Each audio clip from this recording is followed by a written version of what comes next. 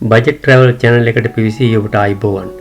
මේ channel එකෙන් මා බලාපොරොත්තු වෙන්නේ විදේශ චාරිකාවලදී මා ලබාගත් අත්දැකීම් ඔබ සමග ෂෙයා කරගන්නයි. මගේ සියලුම විදේශ චාරිකා මා විසින්ම සොයා බලා සැලසුම් කර අඩු වියදමකින් ක්‍රියාත්මක කළේ වන් නිසා මගේ අත්දැකීම් නිසකවම ඔබට ප්‍රයෝජනවත් වේ කියා මා විශ්වාස කරනවා. අද මම ඔබට මේ වීඩියෝ එකෙන් ඉදිරිපත් කරන්නේ ප්‍රංශයේ පැරිස් නුවර ඇති අයිෆල් ටවර් එක ගැනයි. අයිෆල් කුළුණ ඉදිකිරීමට මුල් වූ හේතුව කුමක්ද කියා බොහෝ විට ඔබ නොදන්නවා ඇති. එසේම ඒ ප්‍රංශ ඉතිහාසයේ වැදගත් සම්දිස්ථානයක් වූ ප්‍රංශ විප්ලවය හා සම්බන්ධ වන බවද බොහෝ දෙනෙක් නොදන්නවා විය හැකියි. ප්‍රංශ විප්ලවය බිහි වුණේ යුරෝපයේ පුරා රජවරුන්ට තිබූ අසීමිත ආඥාදායකත්වයේ අවසන් කර ප්‍රජාතන්ත්‍රවාදී ආණ්ඩු ක්‍රමයක් ස්ථාපිත කිරීමේ ආරම්භයේ විදියටයි. එම ප්‍රංශ විප්ලවයට සියවසක් සම්පූර්ණ වීම නිමිත්තෙන් 1889 දී ඉන්ටර්නැෂනල් එක්සිබිෂන් එකක් ප්‍රංශයේ පැවැත්වුණා.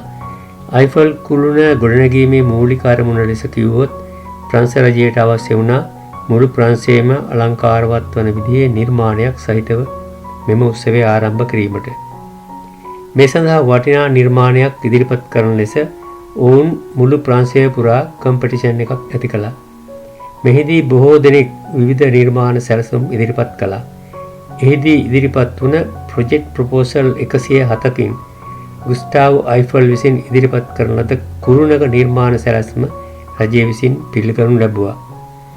මෙවැනි උස ගොඩනැගිල්ලක් මීට පෙර ඉදිකර නොමැති නිසා මෙම සැලසුම ක්‍රියාත්මක කිරීමට බොහෝ පාර්ශ්වයන් විසින් විරෝධතා එල්ල වුණා. කෙසේ හෝ පසුව මෙම කුළුණ ඉදිකිරීමට තීරණය කරනු ලැබුවා.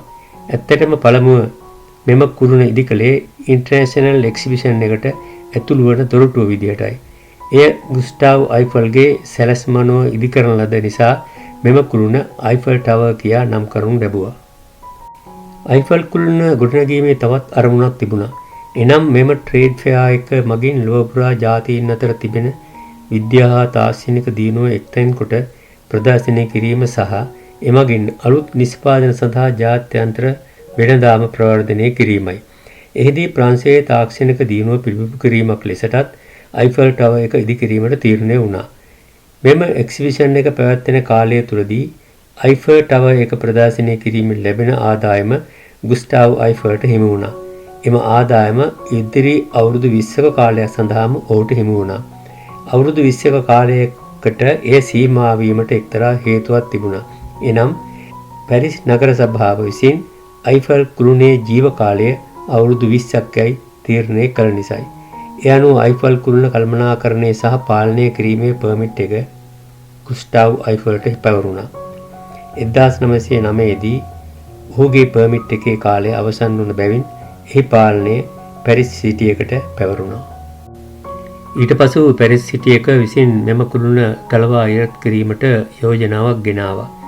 කුළුණේ රිවර්ස් වලින් ගලවා කුළුණ ඉවත් කිරීමට පහසු නිසා පැරිස් නගර සභාවට එය ඉතා පහසුවෙන් කළ හැකියයි සිතුවා.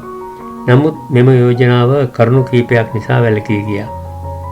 කුළුණේ ඇති ප්‍රයෝජනත්වය වැඩි කර එය රටට අවශ්‍ය සම්පතක් බවට පත් කිරීමෙන් කුළුණ විනාශ නොකොට බේරා ගැනීමට ගුස්ටාව් අයිෆල්ට අවශ්‍ය වුණා.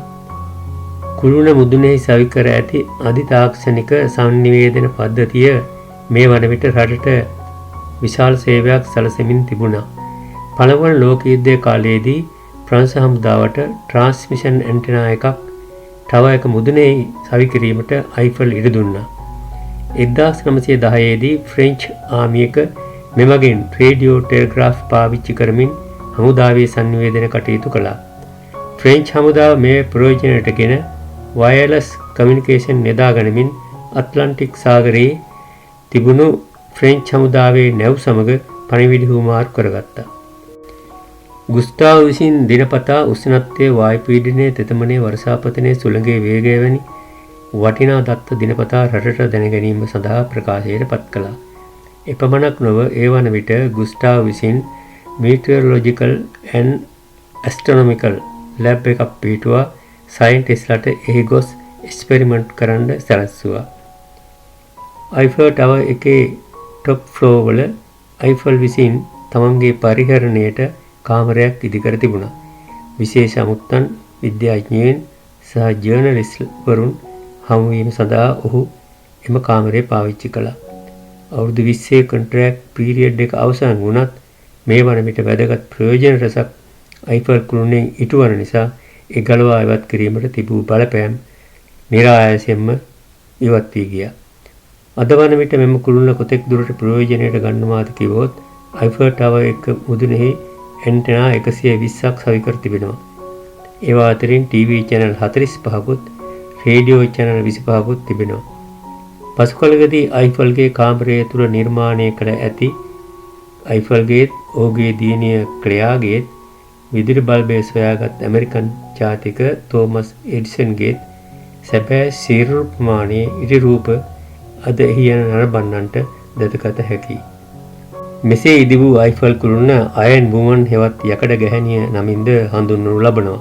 මේ ප්‍රංශයේ ඇති ඊටම අලංකාර ගොඩනැගිල්ල බවට පත්වන පමණක් නොව ලෝ තිබෙන පුදුම 7න් එකක් ලෙසටද ප්‍රසිද්ධියට පත් වුණා. මේ 1991 දී World Heritage Site එකක් ලෙස ප්‍රකාශයට පත් කළා. අද වෙන විට වසරකට මිලියන 7ක් අයිෆල් ටවර් එක නැරඹීමට යනවා. ඊළඟට මේ ගුස්ටාව් අයිෆල් කියන්නේ කවුද කියලා සොයා බලමු.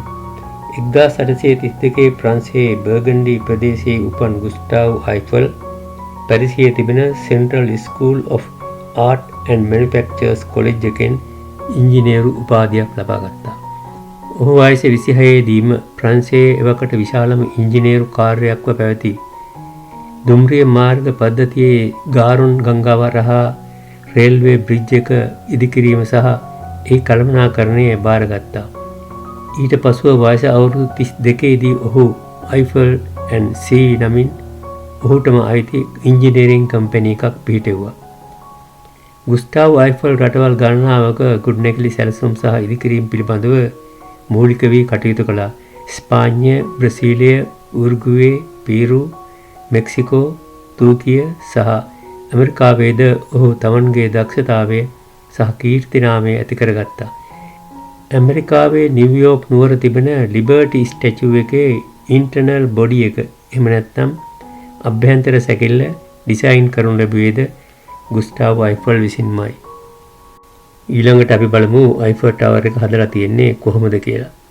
1887 ජනවාරි 28 සිට 1989 මාර්තු 15 දක්වා වූ අවුරුදු 2යි මාස 2යි දින 5ක කාලය තුල අයිෆල් කුළුණ ඉදිකර අවසන් කොට තිබෙනවා.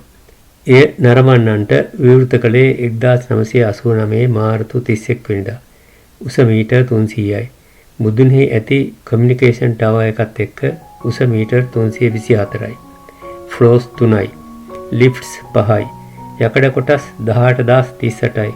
ජොයින්ට්ස් 40000යි. රිවර්ට්ස් මිලියන 2.5යි.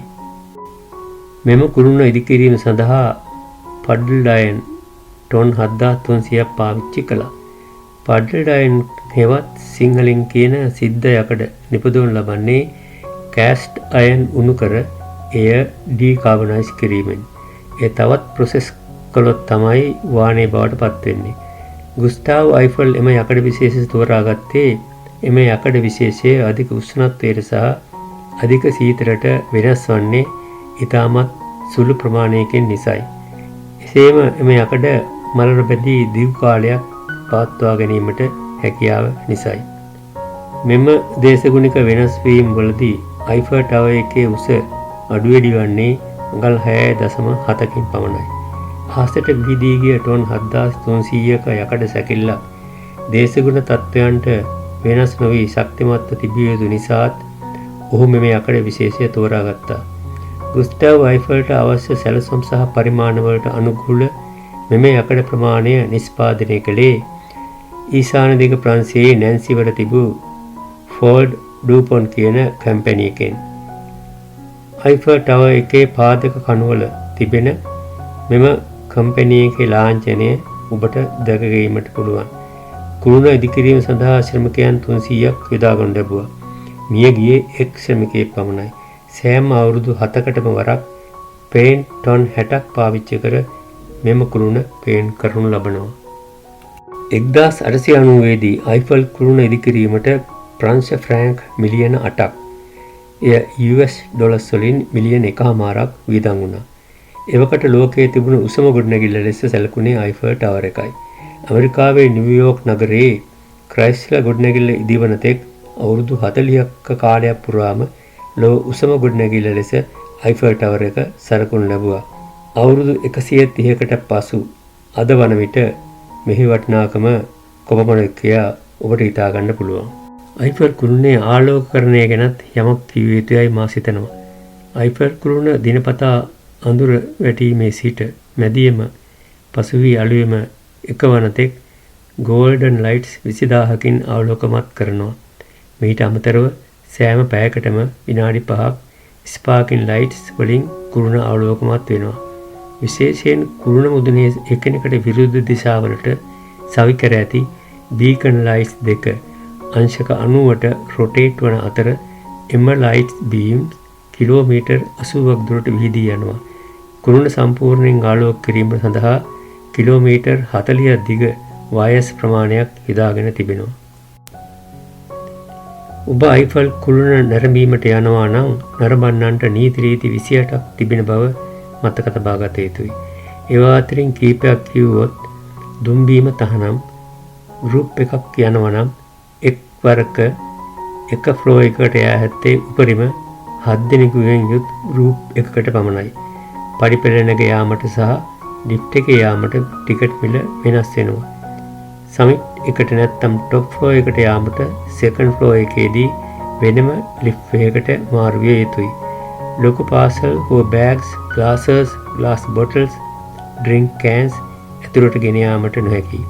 ලගේජ් රූම් එකක් නැති නිසා එවැනි භාණ්ඩ ඇතුළු වීමට පෙර බින් එකකට දමනු ලබන අතර නැවත ඒවා අපසු ලබාගත නොහැකියි. එසේම පාවාහන් නොමැතිව ඇතුළු විය නොහැකියි. බංකුවල වැතර සිටීමට නොහැකියි. බීම හෝ යකඩ කණුවල චුවින් ගම්ස් ඇලවිය නොහැකියි. ෆ්‍රොස්ට්, ස්නෝ සහ අධික සුළං වැනි හදිසි කාලගුණ තත්ත්වයකදී ටවර් එක වහන්නට සිද්ධ වුණොත් ටිකට් සඳහා ගෙවූ මුදල රිෆන්ඩ් කරනු නොලැබේ. ඇත්තටම මෙහිදී නරඹන්නන් කල්පනාවට ගත යුතුයි. පොළොවේ අඩි දහසක් උස තැනකට නගිනවාට වඩා කණුවක අඩි දහසක් නැගීමේදී බොහෝ විට ඇතමුන්ට ක්ලාන්තය වැනි තත්ත්වයන් ඇතිවිය හැකි බව. එසේ තිබෙනවා නම් සමිට් එකට එහෙමත් නැත්නම් අයිෆල් ටවර් එකේ টොප් ෆ්ලෝ එකට යාම සුදුසු නැහැ. මගේ ඉදිරි වීඩියෝ වලදී ඔබට ඉතා වැදගත් තොරතුරු ගෙනීමට මා බලාපොරොත්තු වෙනවා. ඒ සඳහා මගේ channel icon එක මතක තබා ගන්න. මගේ channel එක subscribe කර මිතුරන් සමග share කරගන්න. Happy travel.